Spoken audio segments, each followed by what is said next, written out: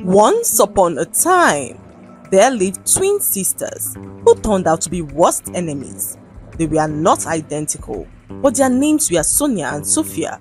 Right from when they were kids, they fought over everything that they ever came across: their toys, clothes, shoes, and even the attention of their parents. Sonia, at a point, broke a glass cup on her twin sister's head when she realized that Sophia had used her special cup to drink some tea. Sophia, in return, switched her twin sister's shampoo with hair removal cream 2 days before her school cultural dance performance. By the time they turned 14, the entire house had become a battlefield. Sonia once locked Sophia outside in the rain for 3 hours. Sophia responded by pouring paint into Sonia's school bag the night before her exams. Their parents, Mr. and Mrs. Wabata, were now exhausted. Every day was chaos, and nothing that they did to make their daughters love one another worked. One evening, the girls got into a brutal fight in their living room. It started with a slap and ended with broken plates, blood on the wall, and a near fire incident from a candle that they knocked over whilst fighting. So, Mr. Wabata decided that it was high time to separate the twins. He sent Sonia to go live with his brother in another city, leaving Sophia alone in their home. The twins were so excited to finally be apart. They lived their separate lives happy and made new friends who did not constantly remind them of their twin. For the first time in their lives, they lived in peace. Sonia thrived in Port Harcourt. Her uncle was so strict but kind. Under his mentorship, she became disciplined, focused, and ambitious. She joined her school science club and won a statewide robotics competition, whilst her twin sister Sophia, who was back in Enugu, found peace in her own way. She took up painting and dance, hobbies that she had never been able to enjoy in the chaos of competing with her sister Sonia.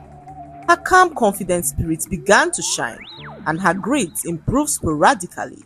But everything changed when the twins turned 23. Sophia got married in Enugu to a young man who she dated during her time at the university. Her sister Sonia did not attend the wedding, as Sophia never wanted her around. She moved into her husband's house and soon fell pregnant with child. Her husband Chima was a successful architect who worked with a prestigious firm that handled high-end projects across Nigeria. He was kind, patient, and deeply in love with Sophia.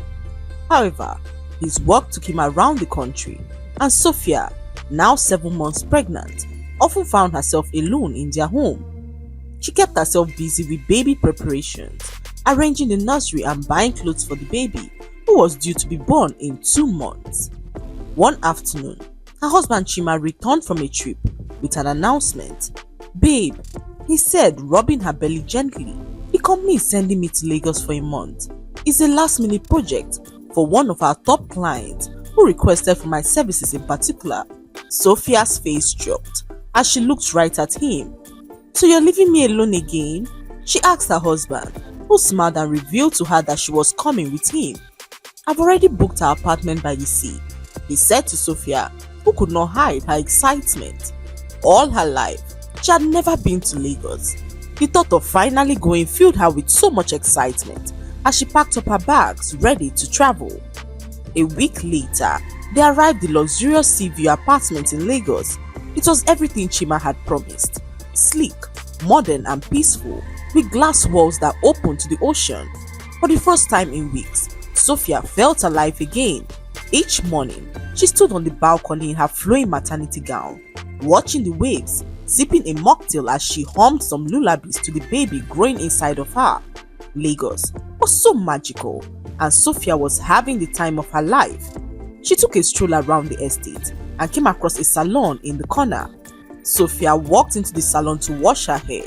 She sat on the chair, waiting to get her hair washed, when suddenly her husband walked into the same salon with another woman. Sophia could not believe her eyes. She stood up and decided to approach them, when she suddenly saw something that made her freeze on her feet. The strange woman, standing with her husband, was her twin sister Sonia, the same sister who she had not seen in almost 10 years. Sonia now owned a company that was into smart houses. She was now based in Lagos and had to work with Chima on the job that brought him to Lagos. Sophia stood there stunned, her swollen belly rising and falling with each shaky breath. Of all the women in Lagos, it had to be her twin sister Sonia. Her eyes moved between her husband and her twin sister, and Sophia did not know how to feel. Had 10 years really changed anything? She thought to herself as she looked at her sister, who stood there shocked as well to see her. Chima had always heard about her twin sister Sonia, but never got the chance to meet her. Chima, in that moment, looked like a deer caught between two ravenous tigers. They didn't say a word, but their silence in that moment spoke louder than words. Sonia smiled at her sister and reached out for a hug, but Sophia was too wary to fall for her tricks. She pulled her husband's hands and dragged him back to the apartment, urging him to walk with someone else. "You can't possibly walk with my twin sister," she said to Chima, who told her that his client chose Sonia specifically to work on the project. "We were both handpicked by the client. There's no way we can change that now," Chima said carefully. "It's not personal, Sophia. It's just work." But deep down, Sophia felt the old warning signs. The same feeling she used to have whenever Sonia set her eyes on something that she wanted. She remembered how Sonia once snatched her childhood best friend just because she called Sophia her favorite twin, or how Sonia flirted with her secondary school crush just to spite her. History, she feared, was about to repeat itself, and Sophia was not willing to let that happen. She pleaded with her husband to abandon the project, but Chima saw no reason to do so. He reassured her that she had nothing to worry about, and Sophia decided to trust her husband, knowing how much he loved her. Sonia, on the other hand, could not understand what was happening. She had never met Chima before in her life, but found herself connected to him. It was so strange to realize that he was her twin sister's husband. Sonia tried to shake it off, but the feeling only grew stronger each time that she saw him. The late-night design reviews, the casual laughter over building sketches, the way he said her name, everything stirred a storm inside of her that she could not control. At first, she kept her distance, doing everything within her power not to stir up her emotions, but the more that she was around him, the more her emotions grew. Soon, it became unbearable. So one night, they walked late at the project site. The lights were dim, the rain outside tapping gently against the glass windows. Chima stood beside her, explaining a new structure in his design. Sonia wasn't listening. She was watching the way his lips moved, how his eyes lit up with passion. She didn't know when she reached out and touched his arm. He looked at her, and in that look, something snapped. They kissed, just once, but that kiss became the crack in the dam. From then on, they could not stop. They began to meet in secret, at the project office, in hotel lounges, even inside Sonia's car parked in a quiet corner of the estate. It was wild, intense and riddled with guilt, but neither of them stopped. Sonia tried to make an excuse for what she was doing. She started believing that maybe, just maybe, fate had made a mistake, that she was the one meant to be with Chima. As for Chima, he had never felt anything like it. Sonia was bold, fiery, confident, everything that used to draw him to her sister Sophia. But now, Sophia was quiet, emotional and exhausted. He convinced himself that he still loved her, but Sonia made him feel alive, and so their relationship began. Months later, Sophia went into labor, alone in a hospital room in Enugu, screaming in pain and betrayal, and her husband Chima was in Lagos, tangled in the sheets with her twin sister Sonia. When the hospital tried to reach him on his phone, it was switched off. Sophia gave birth to a beautiful baby girl, tears running down her cheek, not from the pain of childbirth, but from the piercing pain of abandonment. 3 days later, Chima returned back to Enugu to find his wife rocking their baby to sleep. He felt so ashamed of himself, knowing that he wasn't there for her birth, knowing that he was in the hands of her twin sister, while his wife bore the pain of labor alone. The thoughts haunted him, but it was not enough to stop him. When Sophia looked up at him, her eyes were blank. "I named her Zikora," she whispered, rocking her baby slowly. "It means show the world, because one day I'll show the world what betrayal looks like." Chima stood there frozen, As guilt washed over him like a tidal wave, he stepped forward, trying to speak, but she raised a hand. "Don't," she said calmly.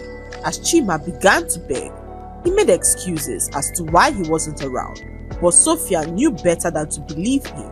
She sat there, perceiving the perfume of another woman on her husband, whilst his lips lied at every word that fell from them.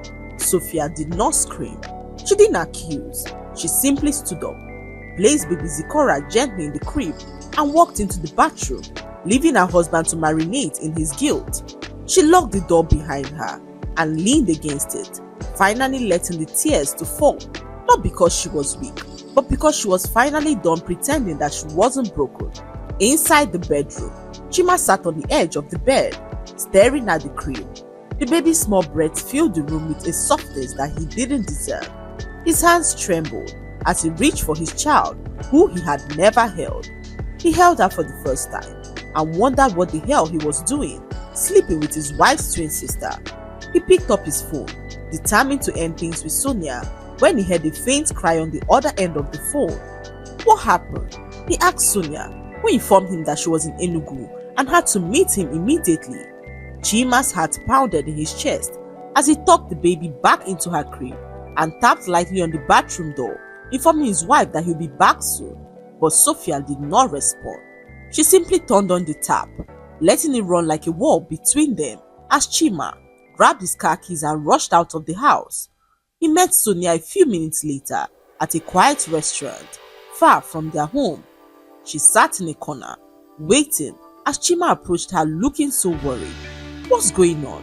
he asked as Sonia began to cry all over again, informing him that she lost their pregnancy. Chima opened his eyes in shock as he never knew that she was ever pregnant. The words slammed into him like a punch as Chima sank into the chair in disbelief. "But he never told me," he said to Sonia, who informed him that she was going to tell him before she finally lost it. Chima buried his face in his hands. The weight of his betrayal was now too heavy to carry. He had to do something about the mess and decided to break it off with Sonia before things got out of hand. He informed her that they had to end things, but Sonia flared up in anger on hearing it. "How dare you leave me at a time like this, at the time when I need you the most?" she asked Chima, who explained to her that whatever they had was a mistake. "I'm married to your twin sister, for crying out loud," he said to Sonia, whose blood boiled at the mention of her twin sister. "So you're not choosing her over me?" she asked Chima, who told her that there was no need to choose because Sophia was already his wife. "Even before I met you, I had chosen her. That's why she's my wife. Please stay away from us and never call my number again," he said to Sonia as he walked out of the restaurant, leaving her alone in her tears. Sonia returned to her hotel room in disbelief. She could not imagine that Chima would do this to her after all the times that they shared. She could not bear to see her twin sister with the man that she loved, so she picked up her suitcase and drove to their house. Sonia arrived at their house in the dead of the night, banging on their front door like a woman who was possessed. Sophia opened the door slowly, holding her newborn baby in one hand. She froze at the sight of her twin sister with a suitcase in hand. A cold chill ran down her spine as she asked her what she was doing in her house.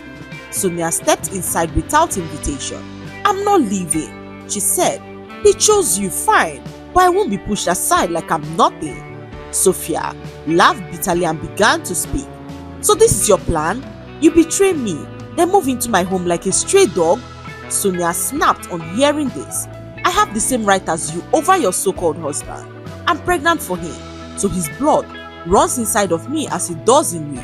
Sonia, in that moment, lied to her sister that she was pregnant for Chima. She knew that this was the only way to break her sister and her so-called marriage. Sonia was ready to do everything within her power to have Chima, even if it meant lying. Chima, who was in the bathroom when everything occurred, emerged from the hallway and met Sonia in his home. His eyes widened in disbelief as he asked her what she was doing in his house. "I told you," Sonia said, staring back at him as he watched her speak. "If you won't choose me, then I'll stay right here. Let's see how long you can pretend to be a faithful man with two women under your roof." Chima did everything to send her away. but Sonia remained adamant. She picked her suitcase and moved into the master's bedroom, the same room where her twin sister slept with her husband. Chima could not understand how he got himself in this kind of mess. He pleaded with his wife to give him some time to move her twin sister out of their home, and Sophia did not say a word to him. She just stood there, boiling as she watched her sister Sonia throw her things out of her own bedroom. Sophia quietly packed her things and moved into the empty room down the hall. Her husband, after much pleading, moved in with her as they both left Sonia to sleep in the master's bedroom alone. Night came and Sonia could not stand the thought of Chima sleeping on the same bed with her sister. A wave of rage coursed through her body as she tossed and turned on the bed, plotting on how to break their marriage apart. The next morning, while Sophia went to buy some diapers in the supermarket, Sonia quickly prepared breakfast for Chima, who was still asleep in his room. She left a note on the table to make it seem like it was his wife Sophia who prepared the breakfast. Sonia knew that Chima would never eat a food that she prepared, so she left the note and walked away gently, waiting patiently for him to eat the food. A few minutes later, Chima walked out of the room and met breakfast. He read the note on the table and smiled as he sat to eat. Immediately he gulped down the tea. Chima became dizzy and disoriented. Sonia, on seeing that her plan had worked, walked out of her room, wearing her sister's robe and perfume. She escorted him back to the master's bedroom, pretending to be her sister as he made his way with her. A few hours later, Sophia returned from the shops to find her husband asleep with her sister in the same bed. Filled with rage, she took photographs of them and posted it online for the whole world to see. Twin steals her sister's husband, the caption read as the internet went crazy over the news. Sonia was awoken by calls informing her that her investors were pulling out their support for her company. Even her husband Chima lost his job at the firm after the scandal exploded. The company could not afford the public shame, especially on their project, which was meant to represent integrity and innovation. Chima was asked to resign quietly, and all endorsements connected to Sonia's smart home brand were immediately withdrawn. The news spread like wildfire. Bloggers, influencers, and gossip sites devoured the story, especially as they found out that his wife Sophia just had a child a few weeks ago. Public sympathy began to pour in as so many groups contributed money for her to care for her baby. Sonia could not contain her rage. She had lost everything and had to make Sophia pay for what she did. So she approached a juju man, hoping to kill her twin sister Sophia, but what he told her shocked her to the bones. "A debt to Sophia is a debt to you," he said to Sonia, who sat there confused at what he was talking about. The juju man then explained to her that if she ever kills her twin sister Sophia, she would die a few days later. Sonia could not believe her ears. She pressed to know why, and the juju man revealed to her that her twin sister and herself were a reincarnation of two sworn enemies who killed themselves in their previous lives. They returned again, but this time as twins. The juju man revealed that their destinies were intertwined and that if Sophia did anything to kill her sister, she too will die. He also went further to reveal that the longer they hold bitterness in their heart for each other, the longer they live in absolute misery that will eventually lead to their death. Make peace with your sister to break the cycle or risk the cycle repeating itself again, he said to Sophia, who stood up terrified. She now understood why she hated her twin sister so much and didn't mind hurting her. She staggered out of the juju man's shrine, his words pounding in her ears as she made her way back to her car. Sonia drove back to her sister's house in silence. The road ahead was blurry with tears. Her fingers gripped the steering wheel, but her mind was in complete chaos. Everything finally made sense. The endless fight, the unprovoked hatred, the constant urge to destroy Sophia, even when she had done nothing. It was never about jealousy. It was a curse that they had been dragged into long before they were born, and unless she ended it now, it would drag them both to their early grave. She arrived Sophia's house a few minutes later and stood by the door unable to knock. The guilt of what she had done weighing down on her as she finally summoned the courage and knocked. Sophia had just put her baby down to sleep when she heard the knock on the door.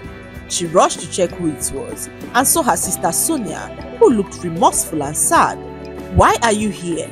Sophia asked her sister Sonia, who got down on her knees and began to plead for her forgiveness. "Sophia," she whispered, her voice trembling. "I'm so sorry," she said to Sophia, whose lips trembled as she asked her what she was doing at her door. "I went to kill you," Sonia replied honestly. "I thought if you disappeared, that I'd finally be happy and free from the hatred that had welled up in my heart. But instead, I found the truth." Sophia's body went cold as she asked her what she was talking about. Sonia then told her all that the Juju man had said to her, that if she killed her, that she too will die. "We are not just sisters, Sophia. We are reincarnated enemies who killed each other in our previous life. We returned as twins, and bitterness followed us into this life.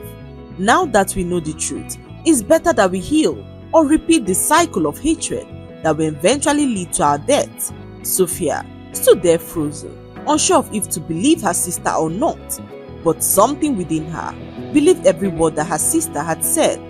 She stood there shocked as her sister confessed that she drugged Chima on that fateful day to make him sleep with her in the master's bedroom.